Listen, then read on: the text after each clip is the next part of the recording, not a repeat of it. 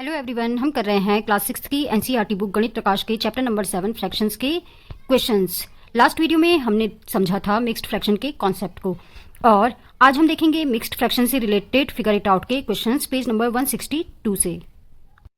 अब हम करते हैं फिगर इट आउट के क्वेश्चंस को। तो पहला क्वेश्चन आप देख रहे होंगे, क्वेश्चन नंबर 1 है, how many whole units are there in 7/2। 7/2 में हमारे पास कितनी होल यूनिट होंगी। तो इस टाइप के क्वेश्चंस को हम पहले भी बहुत टाइम कर चुके हैं। तो 7/2 का मतलब है 7 टाइम्स 1/2। तो इसको हम लिख सकते हैं 1/2 प्लस 1/2 प्लस 1/2। 7 टाइम्स लिखना है हमें, और हमें पता है कि अगर हमने होल यूनिट को डिवाइड किया है 2 इक्वल पार्ट्स में, तो हमारे पास 2 1/2 मिल करके 1 यूनिट को कंप्लीट करेंगे या 1 होल को कंप्लीट करेंगे। तो ये हो जाएंगे हमारे पास 1 होल, इससे बन जाएगा 2 होल एंड 3 होल। तो ये हम लिख सकते हैं अब इसे 1 + 1 + 1 प्लस 1/2, या हमारे पास इसमें हो जाएंगे 3 होल प्लस 1/2, यानी हमारे पास 3 तो बन जाएंगे होल यूनिट, 3 यूनिट कंप्लीट हो जाएंगी, और रह जाएगा हमारे पास और हाफ। और नेक्स्ट क्वेश्चन है हमारे पास, how many whole units are there in 4/3 and in 7/3। तो हमें पता करना है 4/3 में हमारे पास कितनी होल यूनिट होंगी और 7/3 में कितनी होंगी। तो 4/3 हम सभी जानते हैं, 4/3 means how many times we have 1/3, we have 4 times 1/3, 4 times. और हम जानते हैं अगर हमने किसी होल को 3 पार्ट्स में, 3 इक्वल पार्ट्स में डिवाइड किया है, तो हमारे पास 3 1/3 मिल करके बनाएंगे 1।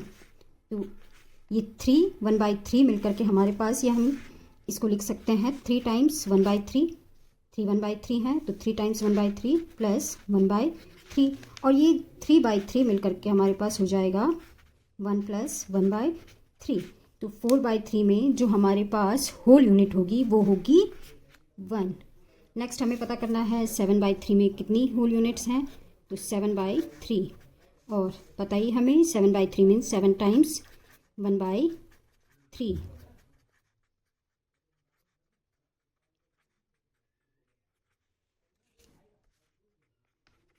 और हमें 3 1/3 मिल करके हमारे पास 1 यूनिट को कंप्लीट करते हैं, या हम इसे इस तरह से भी लिख सकते हैं 3/3, क्योंकि ये कितने टाइम्स 1/3 को है लिया है हमने, 3 टाइम्स, तो 3/3।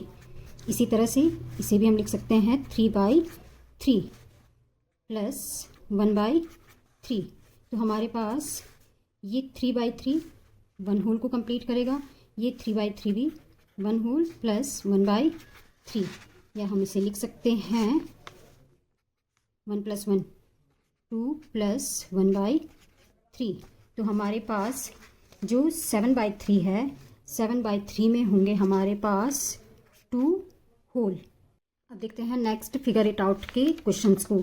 जैसे इसमें फर्स्ट क्वेश्चन है, figure out the number of whole units in each of the following fractions. हमें इन फ्रैक्शंस में बताना है कि हमारे पास कितनी होल यूनिट होंगी।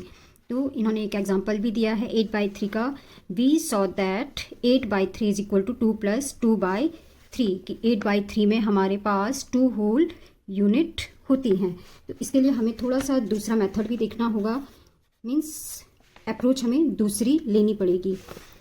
8/3, अब देखिए जैसे जैसे हमारे पास डिनोमिनेटर का नंबर बड़ा होता जाएगा, हमें उतने टाइम्स फ्रैक्शन को लिखने में परेशानी होगी।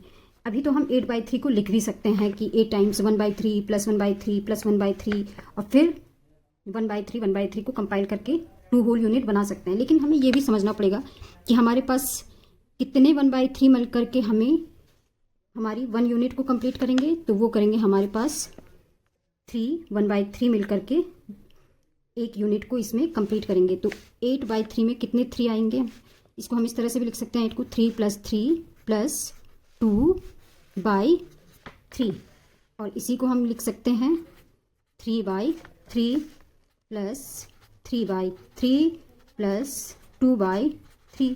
और हम जानते ही हैं कि 3 1/3 मिलकर होंगे हमारे पास 1 होल।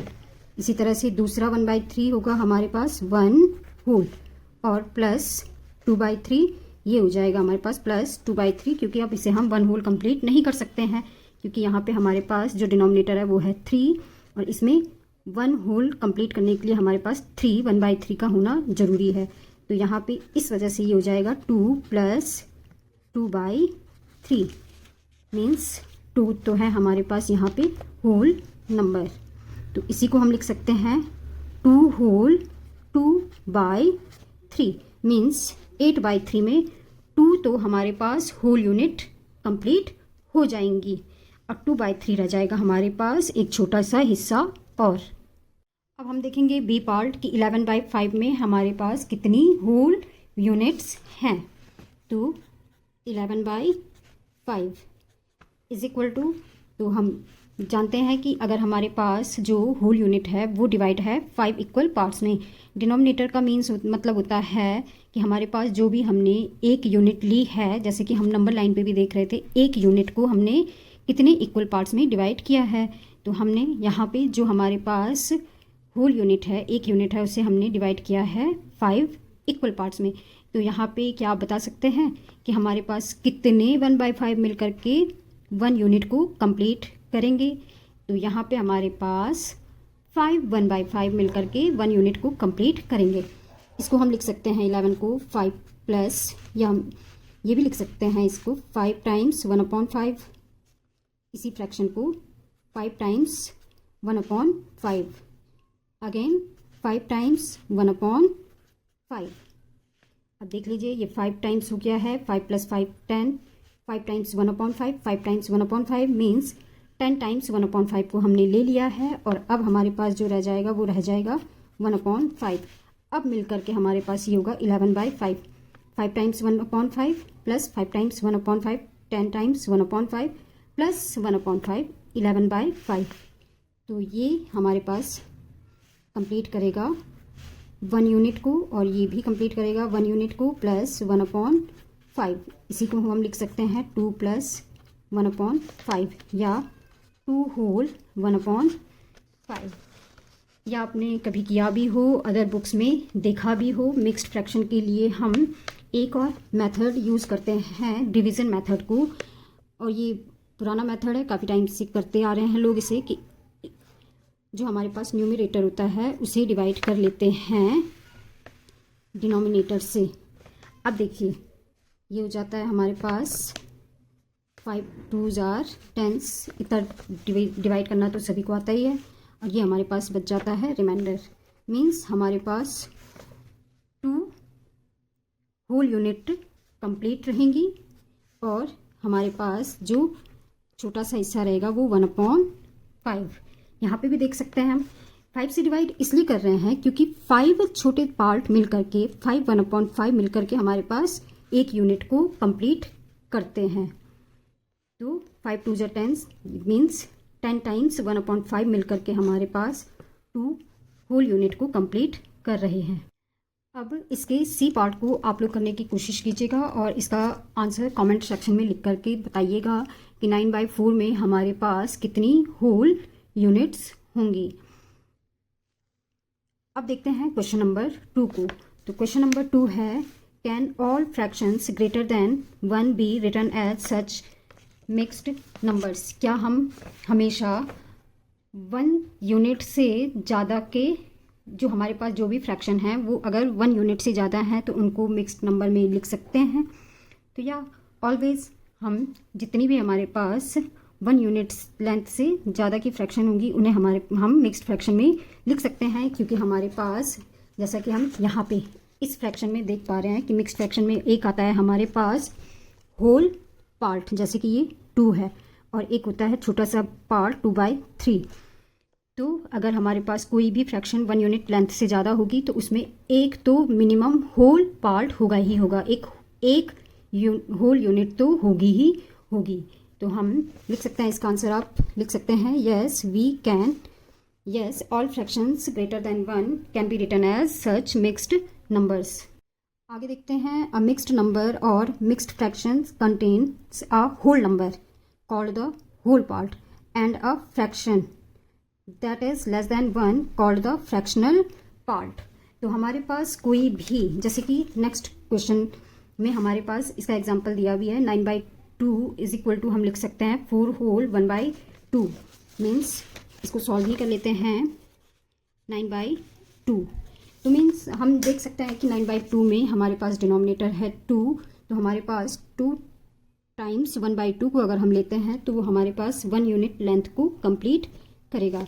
तो ये इसको हम लिख सकते हैं 2 times 1/2 plus again 2 times 1/2, 2 times 1/2 plus 2 times 1/2.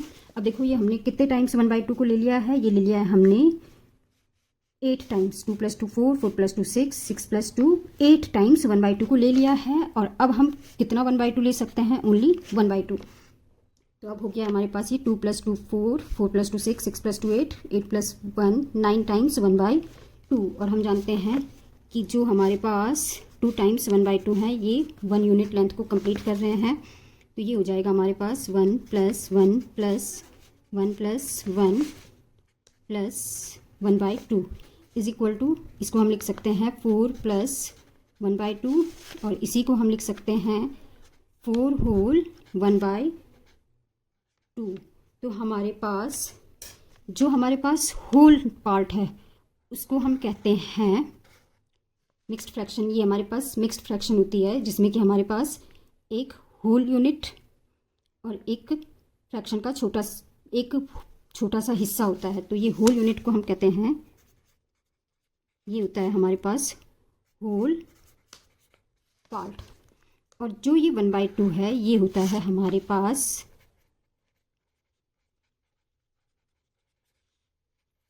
Fractional part. अब देखते हैं क्वेश्चन नंबर 3 के बी पार्ट को. Write the following fractions as mixed fraction. हमें यहाँ पे इन फ्रैक्शंस को मिक्स्ड फ्रैक्शंस में लिखना है. तो हमारे पास जो पी पार्ट है वो है 9/5. तो क्वेश्चन नंबर 3 का बी पार्ट. तो ये है हमारे पास 9/5 और हम जानते हैं कि हमारे पास 5 टाइम्स अगर हम 1/5 को लेंगे तो वो हमारे पास एक होल यूनिट कंप्लीट हो जाएगी. तो ये होगा हमारे पास 5 टाइम्स 1/5 हमने ले लिया है. और अब हमारे पास जो रह जाएगा वो रह जाएगा 4/5. तो ये हमारे पास 5/5 हो जाएगा 1 और ये रह जाएगा हमारे पास 4/5. इसी को हम लिख सकते हैं 1 होल 4/5. 1 हमारे पास है इसमें होल पार्ट एंड 4/5 है फ्रैक्शनल पार्ट. अब है इसका सी क्वेश्चन. सी है 21/19. 21/19 सी पार्ट है. 21/19 को हमें लिखना है मिक्स्ड फ्रैक्शन में. तो ये हमारे पास 19 टाइम्स 1/19 को लेके हमारे पास 1 यूनिट कंप्लीट होगी. प्लस देखो 19 टाइम्स हमने 1/19 को ले लिया है और हमारे पास 21 है. तो अब रह जाएगा हमारे पास 2/19. ये हो जाएगा हमारे पास 1 प्लस 2/19 या इसे हम लिख सकते हैं 1 होल 2/19. अब डी पार्ट है हमारे पास 47/9. तो डी पार्ट को हम कर लेते हैं 47/9. तो सेम अप्रोच हम सारे ही क्वेश्चंस के लिए यूज़ करेंगे. तो 9 times 1/9 plus 9 times 1/9 plus 9 times 1/9 plus 9 times 1/9. अब ये देखिए कितने टाइम्स हमने अभी 1/9 को ले लिया है. ये ले लिया है हमने 9 + 9 18 प्लस 9 27 प्लस 9 36 प्लस 9 45. और अब हम केवल यहाँ पे 2/9 को ही ले सकते हैं, क्योंकि हम अब है हमारे पास क्वेश्चन नंबर 3 का डी पार्ट 47/9। इसको भी हमें लिखना है मिक्स्ड फ्रैक्शन में। तो ये है हमारे पास डी पार्ट 47/9। तो इसको भी हम इसी तरह से लिखेंगे 9 times 1/9 plus 9 times 1/9 plus 9 times 1/9 plus, तो यहाँ पे हम 9 टाइम्स 1/9 को लिख चुके हैं 5 टाइम्स। तो हमारे पास कितने 1/9 हो गए हैं? ये हो गए हैं हमारे पास 9 + 9 18 27 36 45, यानी हम लिख चुके हैं 45 टाइम्स 1/9 को। और अब हम केवल लिख सकते हैं 2 टाइम्स 1/9 को, क्योंकि हमारे पास क्या है फ्रैक्शन 47/9, या हम इसको कह सकते हैं 47 टाइम्स 1/9। तो यहाँ पे अगर हम इनको ऐड करें तो ये 9 + 9 18 plus 9 27 plus 9 36 plus 9 45 plus 2 47 times 1/9। और हम जानते हैं कि इसको हम, ये हमारे पास हो जाएगी 1 यूनिट कंप्लीट। तो ये हो जाएगा हमारे पास 1 + 1 + 1 + 1 + 1 + 2/9। होल यूनिट को अगर हम ऐड करें तो ये हो रही है हमारे पास 5 + 2/9, और इसी को हम लिख सकते हैं 5 टाइम्स 2/9। अब आगे हमारे पास क्वेश्चन नंबर 3 में ई और एफ 2 पार्ट और हैं, 12/11 एंड 19/6। इन 2 क्वेश्चंस को आप अपने घर पर अपने आप से सॉल्व करने की कोशिश कीजिएगा, और अगर कहीं पे दिक्कत आती है तो कमेंट सेक्शन में लिख दीजिएगा। वीडियो अगर अच्छी लगी हो तो लाइक एंड शेयर करें और चैनल को सब्सक्राइब। Thank you.